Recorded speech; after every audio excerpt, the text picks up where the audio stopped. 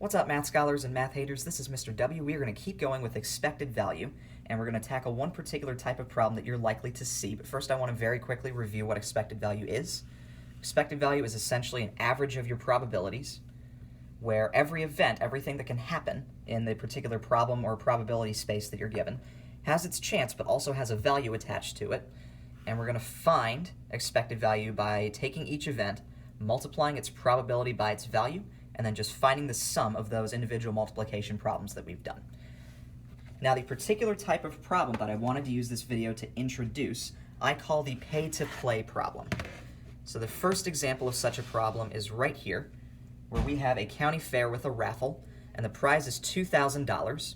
You have a 0.1% chance of winning, and it costs $3 to enter.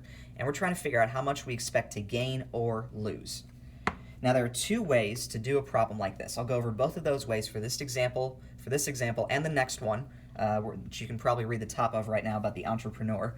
But for now, let's work with the raffle.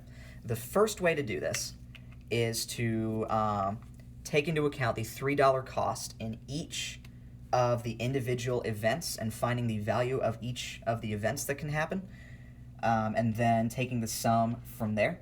So to do that with this problem, the prize of this raffle is $2,000, and you have a 0.1, and if we remember how to go from percent to decimal, D comes before P in the dictionary, so decimal would have the decimal place further to the left. So this is 0.001. We move that decimal 2 places over, times, and then the prize was 2,000, but if you paid 3 to enter, that would be 1,997.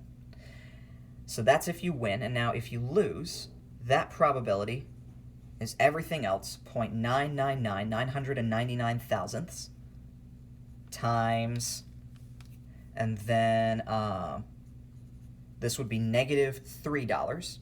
So now I will break out my calculator and go ahead and multiply each of those, find the sum, and we will figure out how much we expect to gain or lose by playing this raffle.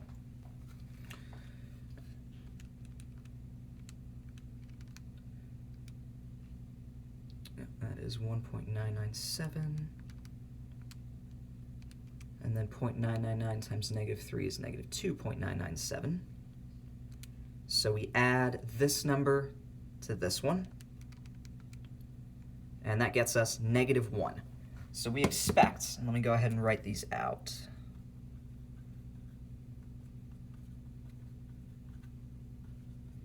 Our expected value is negative 1. So you expect to lose $1 by playing this raffle. That's your expected value. Now here's the other way to go ahead and do a problem like this. We'll take the same probabilities, but we won't worry about the $3 cost yet. Instead, we're just going to look at the prize for winning, which is $2,000, and the prize for losing, which is nothing. And this is actually much easier to multiply. 2,000 times 1/1000th is just 2. 0.999 times 0 equals 0.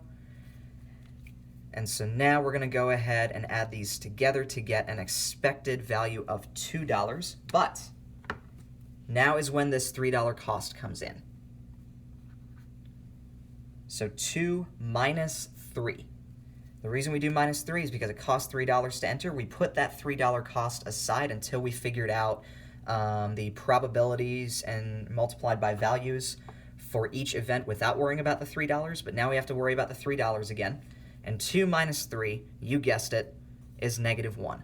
So either way, using either method, we got the same answer. We expect to lose $1 by playing this raffle. We expect to lose $1 for every ticket we buy. So now we will apply this method to the example of the entrepreneur, and it says that this entrepreneur can spend $7 to manufacture a product. The product has a 1/3 chance of being defective, but if it is not, it will sell for $30, and we're trying to find our expected profit per product. So I'll start by doing this where we think about the cost of production in each event as part of the value of each event. So if it has a 1/3 chance of being defective, that's 1/3 times, then if you lose the $7 from manufacturing, that's just times negative 7. But then if it's not defective, 2/3, we multiply that by our profit, and 30 minus 7 gets us $23. So I will go ahead and use my calculator to figure each of these out. We will add them together and get an expected value. So -7/3 is -2.3 repeating, and then 23 times 2/3 is 15.3 repeating. So we add this one, which is the calculator's reading as answer, plus -2.3 repeating, and that gets us 13 exactly. So as you can see, the work to get that $13 magically appeared. So now let's go ahead and do it the other way, where we put aside the spending $7 until we have found the expected value of everything else without taking into account that spending $7. So if the product has a 1/3 chance of being defective, we will not be able to make any money from it. But then that 2/3 would be times 30. So now 1/3 times 0 for the 1/3 probability that it's defective times the $0 that this entrepreneur can make from it is just 0. And then 2/3 times 30 for the 2/3 probability that the product is not defective times the $30 selling price is not 30, 20. So this gives us a total of $20 of expected revenue, but then we still have to take away that $7 that the entrepreneur is spending to make each product,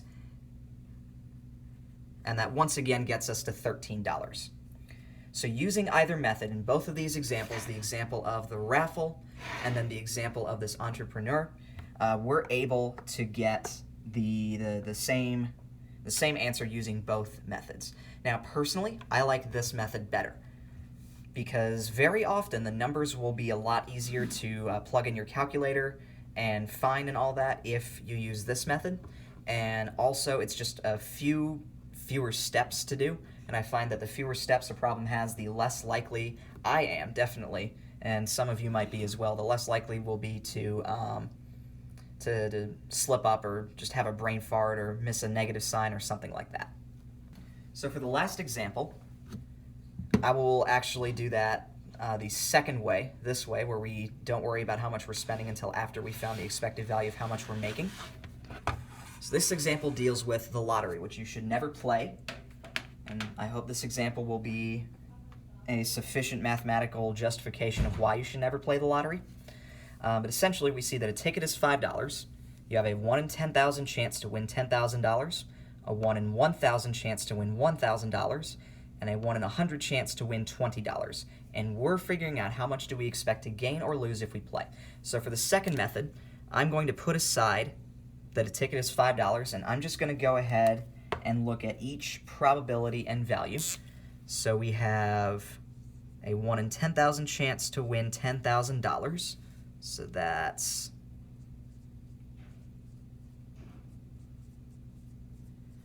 1/10,000th times 10,000, which is just 1. We have a 1 in 1,000 chance to win $100.